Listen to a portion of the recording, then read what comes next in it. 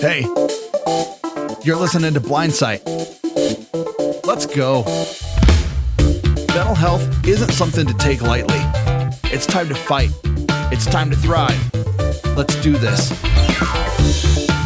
This is Blindsight and your host, Bill Lundgren. Welcome. Glad to have you aboard, and I'm real excited because we've gotten some mail regarding the 12 steps that we did over the last 12 weeks. And I'm real excited that we generated some responses, and people had some very important questions to ask. And we'll get a chance to take at least a few of the letters, and try to elaborate a little more. And I'm afraid you're going to have to depend on me to do the talking, but I'm not reluctant to do that. And so let's get started. Jonathan is on board. He will read the question. And so let's go for it.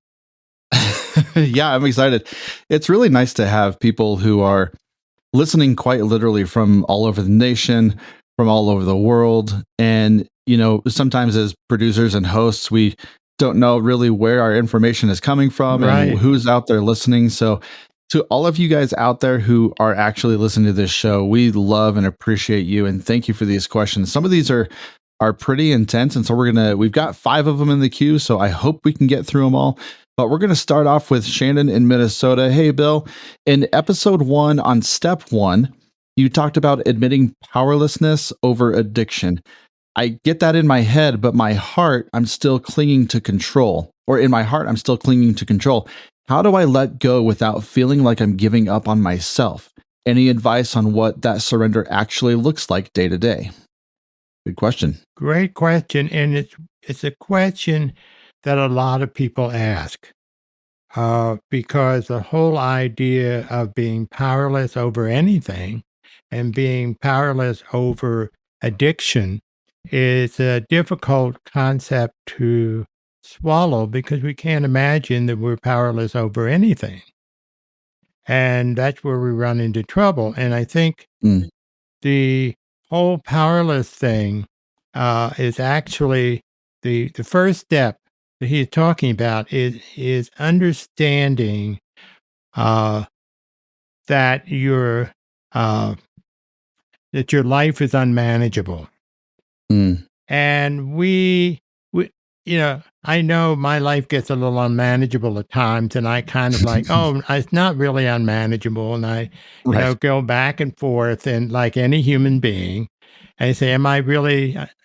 And sometimes, particularly around addiction, it does get unmanageable, and then it becomes real clear that you got to do something. And it's hard to believe that we can't say no to something that we're addicted to. Yeah. But that's a fact. And your mind gets caught in the trap. And so in terms of how to manage it, part of it is to understand when the feelings come up, to the urge to use. When does it come up? Can we do some things differently? There's an old cliche that says that insanity is doing the same thing over and over again and expecting different results. Yeah. But it really is, in fact, exactly that. I had a client one time who said, on my way home from work, I pass my favorite liquor store, and I get, I want to just pull in. So I made I said to him, well, what about going in a different direction? And it hadn't occurred to him. But from there on in, he changed his method of going, or his direction going home, and that made all the difference in the world. And sometimes we have to do this in terms of control. We're not, this is not forever. This is not something that is carved in stone. It's just we have to give ourselves some time to develop sobriety, to Hmm. uh, change our behavior.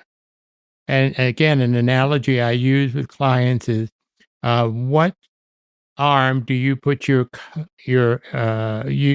put your what arm of a coat do you put your arm in? Uh, Yeah. and what would you be your answer, Jonathan? Usually I swing it around my back and put my left arm in first. Left arm. Okay.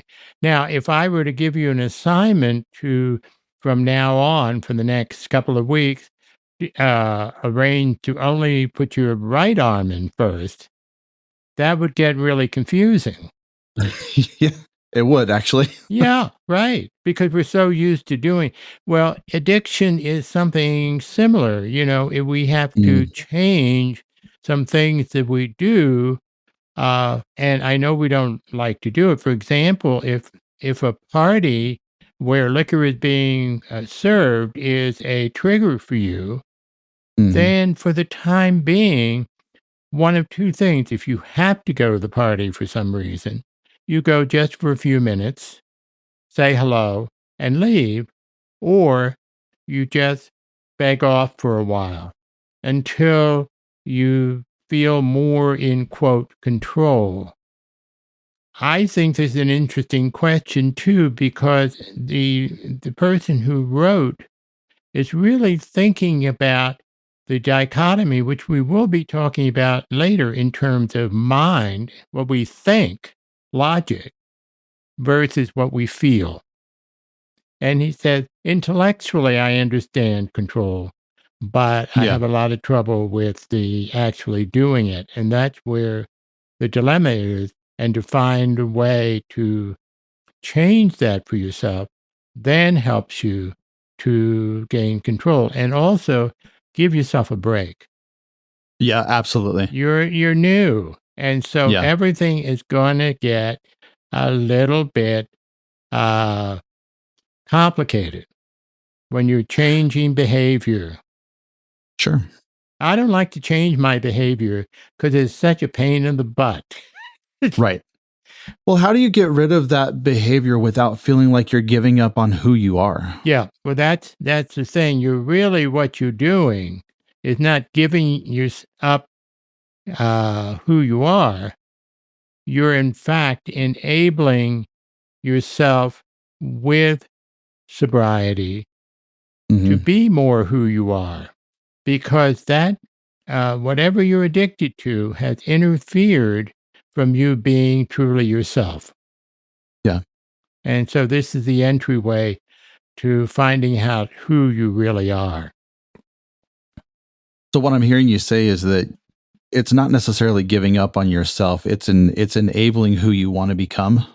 Yeah, exactly. To Okay. really find who you are by being clean, being more in touch with your feelings, which will take a little time. Sure. It takes a little time for us to really restore our sanity, so to speak. Yeah, there's a lot of recalibration that Right, goes into that. exactly. And You know, the thing is, we're just talking the first step. There are yep. 12 more steps to go. And it's laid out that way to give us time Yeah, to gradually incorporate what we need. You don't go directly from one to step four. right. And so, Sorry, I'll let you finish your comment. yeah, Go ahead.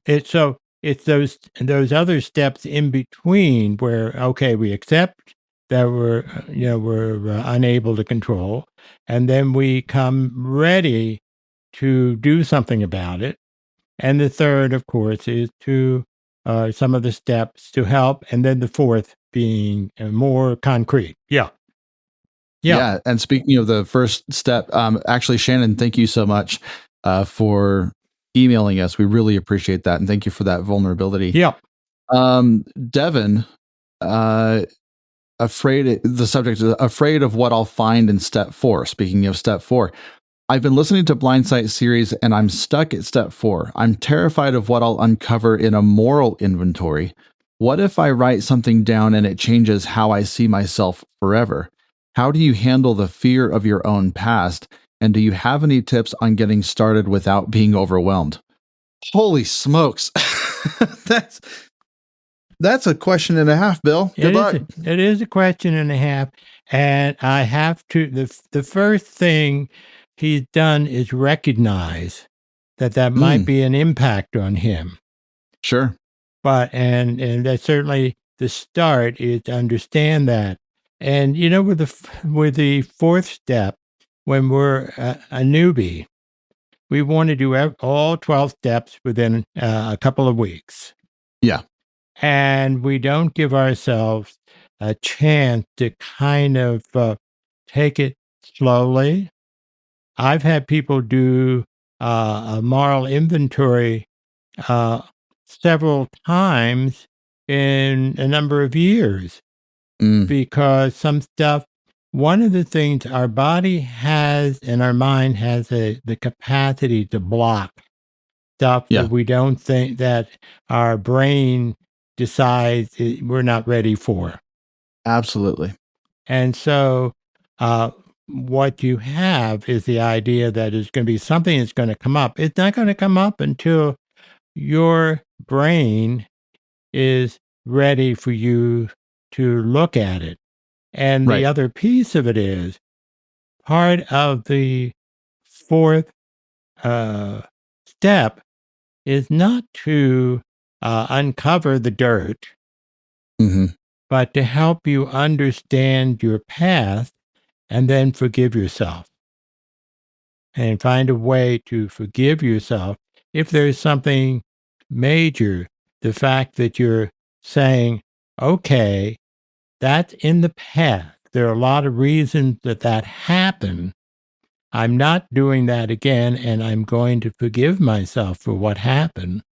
Whatever it is actually affirming who you are, who Hmm. you're choosing to be. That is a person who owns up things that he's not real happy about Yeah. and willing to do something about it. And that takes courage. And that to be respected and say, oh, okay, this is coming up, not to shame yourself, but to say, Mm. this is what I have to forgive myself for and possibly have to do some work on. What if you're afraid of uh not only your past, but how it might change you moving forward in step 4? Well, it will change you going forward in terms of getting uh, that thing out of the way. Mm, Because, you even though it's not acknowledged, your brain is sort of chewing on it. sure. Okay. And so if you put it out in the open, and what people invariably find is that it wasn't as bad as they thought it was. Mm, And the other thing yeah. is, and this is where attending a 12-step group is helpful because number one, you will hear other people who might have done the same thing. Yeah. And two, you have some people who will be sympathetic, not Mhm. criticizing. They will be sympathetic to what you're looking at and what you're trying to see and the work you're trying to do. And you need Right. that support. See, so much of what we're talking about is what goes on in our brain, and our brain is it's helpful in some ways, but in the other way, it's circulating around, Mm, and we kind of lose our perspective. And so getting it out, getting it on paper, uh, in the fifth step, when you share with another person, you get a perspective and it gets out so it doesn't do any more damage to your self esteem. yeah, and you mentioned in, I think, the first question, trying to complete all 12 steps in a matter of weeks, and it feels like this one may take not 1 week, maybe not a month, maybe 6 weeks, 10 weeks, like, Yeah. this feels like a really big one that you have to keep revisiting. Well, that's the key word. There may be, you may find that you have to do a couple of these over a period of time. Hmm. And then the stuff that got blocked the first time around, you say, oh, that's interesting. And you have to do the work. But that is all part of cleaning out the manure, Yeah. as I call it. Yeah, absolutely. I love that. Thank you, Bill. Thank you, Devin, for sharing that question. That's a really scary thing to understand, and a brave thing to understand that if you write something down and it changes you for the rest of your life, I hope that it's a good change, Yeah. and I hope that it's a change that you see for the better, and it's not a fear of who you were in the past, but a recognition of who you can be in the future. One of the things Um, that, to add on to your point, uh, forgiving yourself is part of the yes. process of Yeah. recovery, and it's that be kind to yourself. This is not Hmm. not an opportunity to beat yourself up. You've already Yeah. done that. Yes. Yeah, absolutely. So again, thank you, Devin, for that question. We're going to move on to number 3, Tasha, who's a single mom in Texas. Thank you. Proud of you for being a single mom, and happy Mother's Day coming up. Right. This is coming out a couple days before Mother's Day. So how fitting for this. She says, how do I make amends without reopening wounds? Hey, Bill, I'm working on step 9 and I want to make amends to my ex-husband and my daughter. Ooh, Yeah. but our history is messy, and I'm scared I'll make things worse. How do you approach amends when you're not sure if the other person even wants to hear from you? Any advice on doing it with grace and boundaries? Okay. Ooh, One of the things that people think that we have to make amends and we have to, uh, you know, do something. And a part of the amend process is unless it would harm you or another person. The making amends, there's a mistake that we make that amends will patch up things for the other person. No guarantee. right. Your making amends is for you. Hmm. How the other person takes it is up to them. You have absolutely zippo control. Correct. And some people may say, or if you have to set the stage and say, look, I want to make amends. And they may say, I don't want to hear it and hang Hmm. up. Then that's their decision. That's not yours. You tried Right. and you can do the best you can. Maybe at another time you may do it. But the amend is for your internal system. Hmm. And in a sense, to forgive yourself for what you did. Yeah. And that's real important because any kind of addiction has caused you to do certain things you wouldn't otherwise do. You've got to recognize that. And in Hmm. that, you have to make amends to yourself for having done that. And this also applies to the other question. You know, it that question, I would not have done it if I had not been under the influence of XYZ. Sure. And that's what we have to come to realize, that we were in an altered state and we may have Hmm. done things which we regret. Now, we can offer that to other people, but they are under no obligation, and it's to Right. their loss if they don't listen, but Hmm. they're under no obligation to say, no, to forgive you or to do anything else. And so that's out of you. And that's one of the things that the hardest thing for us to realize in general, that we don't have control over other people. Sure. We have the only thing we have is control over ourselves. And if other people are going to respond the way we don't want them to, that's on them. And that's Yeah. again, these are all of these questions. I hope our listeners realize that really these are questions that come up in meetings all the time. Yes. You're not alone in having these questions, and that this is part of the process of coming to an acceptance of ourselves. as we are, imperfect human beings. Now, I don't like Well, to say to anybody I'm imperfect. However, yeah.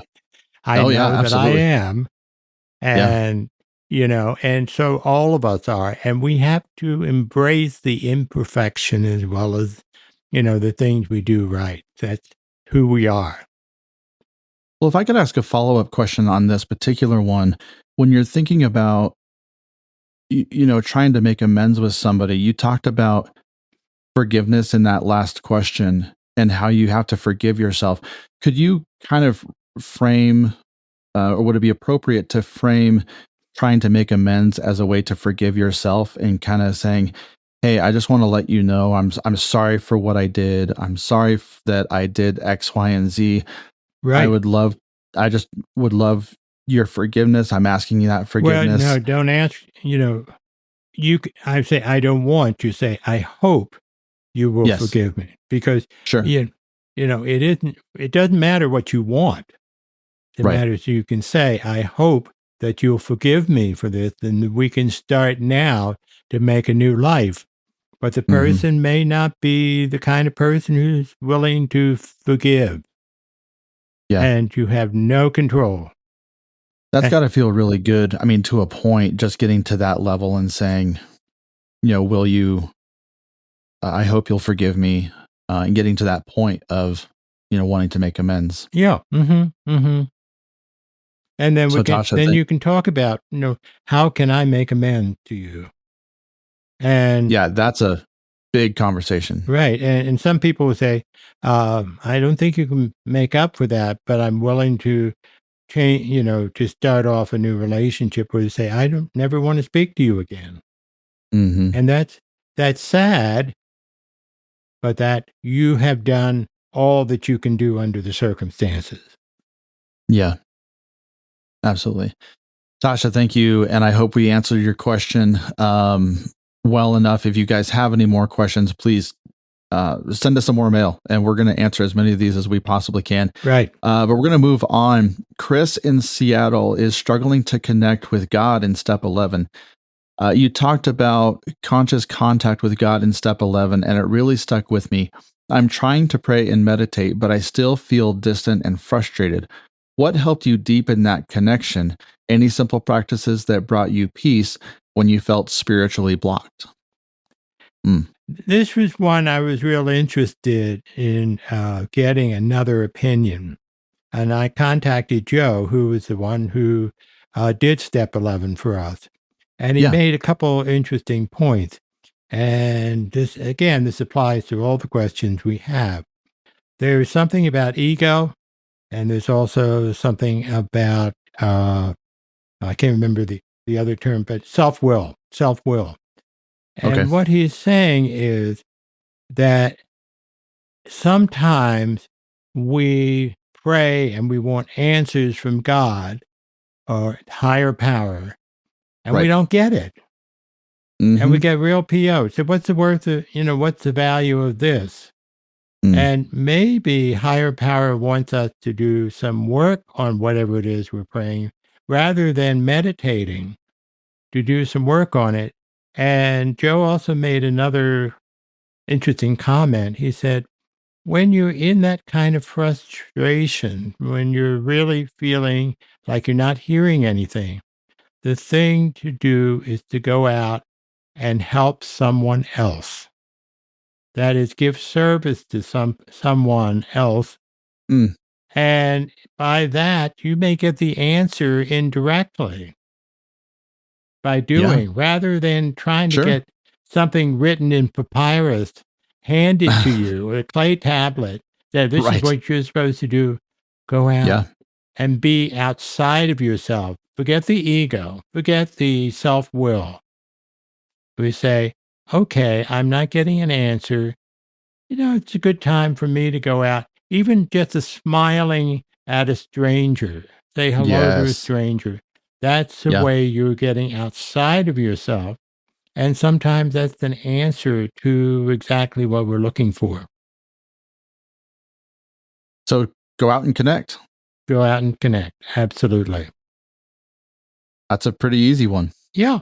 Yeah, it can be, and that's why I was hoping that Joe would come up with an easy one, and he said, "Yep, this is what his feeling is," and yeah, it makes sense. He said, when you try real hard, sometimes the message is you're trying too hard.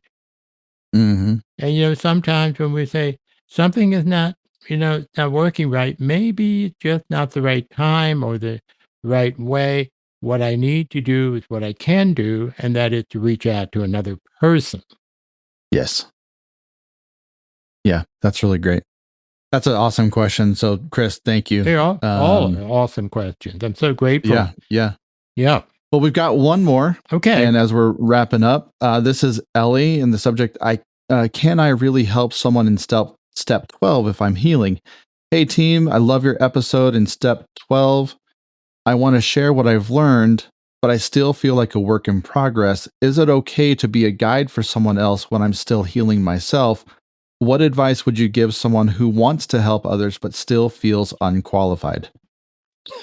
What Well, what is the yeah. qualification that we need to help somebody else? By doing, we find out indeed, oh, I'm not as bad as I thought I was, or helping someone. And one of the things that Dr. Bob and Bill W., both of them were wounded birds, shall we say. Oh, yeah. And they both felt like nothing was working. Mm. Dr. Bob went to see Carl Jung, the eminent psychotherapist, Yep. and Jung says, go get involved with something where you're helping other people. Yeah. And, you if you feel something you're unqualified for, you can say, I'm not sure that I'm qualified, but here's what I think. Yeah. And then sometimes by saying that, you trigger something in the other person, say, oh, gee, that's so helpful. I really appreciate you taking the time. And one of the things right now, I'm interviewing some candidates to be rector at our church, and one of the things we're talking about is that sometime when they make visitations in a hospital, there isn't anything they can do. They're not doctors, they're not nurses, but what they do is be there for somebody, Hmm. and sometimes Yeah. that's all that's needed. It's just for you to be there and to listen and to Yep. support. And you don't need you don't need a PhD for that. Trust that you know your boundaries, but that you'll find if you try that you really are much better than you think you are. Yeah. It's our ego that says, "Oh, I'm not that good. I shouldn't, yada yada yada." But what we have to do is say, "Okay, I'm willing to try." Hmm. That's all. Yeah, absolutely.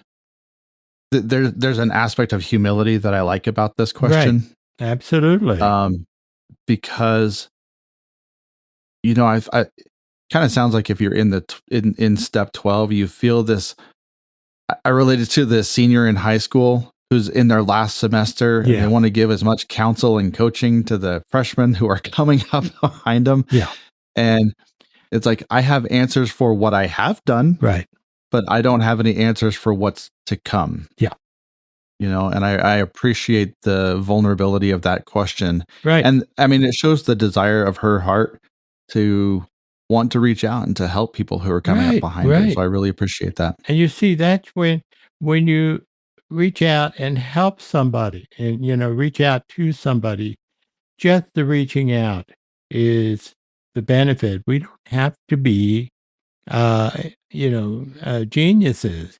We just Right. have to be human beings. And just by asking the question that you did, you certainly showed me that you're a human being with Mm. humility, and you need to spread your wings a little bit, and you'll find out that you're actually just by being a human being. That what a strange idea. Just being a human being Yeah. instead of a human doing, which is what Mm, some therapists talk about, a human doing. Human being there for someone. That's all you need to do. yeah. Man, I love Great, that. another great question. Yeah. And if you guys have more questions, please feel free to ask. And we're going to be going into a new series in a couple weeks about happy, mad, glad, sad, uh, kind of baseline emotions. And Bill, do you have anything to kind of wrap up this 12-step process and then going into these new emotions that people may be feeling coming out of 12 steps? Right. Well, you see, I think the question of in the first one about I feel something different from what intellectually I know I should do. This is where we're talking about Mm, this uh, conflict in a sense between emotion and logic. yeah. And the thing that I hope will come out of our doing the Mad Glad Sad Scared discussion is to help us to kind of separate them out and separate and get in touch with our emotion, which doesn't mean the emotion takes control. Hmm. The logic also has to play a part. It's like I always use the image of my mother who didn't know an emotion if she tripped over it. And we were a Yeah. family that was very much into the logic. And she was a very, very intelligent woman. And I don't fault her for that. But boy, as soon as, being a therapist, you're new in therapy, you want to talk about emotions, and she just wasn't having any parts of it. But that was my thing. That was not Yeah. hers. Right. So we have to sort of sort out what is emotion, what is it? Mm, The intellect helps us to manage the emotion, and the emotions help us to manage the intellect. So absolutely. that's the distinction in these questions. What Joe was saying that the intellect is something of. He didn't say it in these words, but the intellect is something of the self will coming in. Sure. And I think there's this, to a certain point that makes sense. So what I'd like people to understand from going through the 12 steps is there is a way, a pattern in which we can uh, help ourselves Hmm. to be more the kind of people that we want to be. Sure. And that's what it's there for. And, when I did the history, I talked the origin because it works not just around addiction, but around how we help ourselves be more the people we want to be. Love that. Well, I'm proud of you, Bill, and thank you for being such an amazing host over the last 12 weeks. And thank you to all of our guests who came on the show. You guys were absolutely fantastic. Um, and we appreciate everybody who's written in, who's called in, and really brought this community home. Bill, as we wrap this up, do you have any final words of encouragement and talk a little bit about the mad, glad, sad, happy kind of emotion series that we're going to get into? Okay. Yeah, I think that talking about my mother, when I'm going to be doing this series, I'm going to be thinking about her because Mm, uh, we need to have both the emotion and the intellect. And we'll yeah, be talking. It's very simplistic in the beginning, and a lot of people object to it because we don't have all kinds of wiggle room. I'm starting with the right. basic that says, okay, we start with this, and then we can go from there to the individual subdivisions of each of those four, and also what can generate it and what we need to watch out for and how we deal it. And I hope to talk a little bit about how we recognize it in other people so we don't get Mm, caught up in something uh, that we don't need to get caught up in. yeah. And so it's a learning process, and it's going to be simplistic in the beginning because we have the amazing capacity to complicate things. That's human nature. And I want to get Yes, it is. down to the basic. So from there, we can complicate things. Yeah, Yeah. yeah. I just love a brain that overcomplicates and overthinks things. Yeah, exactly. Because neither you or I are those types of people. Yeah, that's right. But what we want people to do is to use our 2 telephone lines, and right now I'm blocking on the help, not helpline, but It's our feedback line. Feedback line. Yeah. For the email, it's feedback@aftersight.org, and telephone is feedback@720-712-8856. That's it. Thank you for listening in, and we look forward to the next session with all of you. Hope you'll continue to keep up, to give us information about the things that you're thinking about, and we look forward to the next opportunity to have contact with you.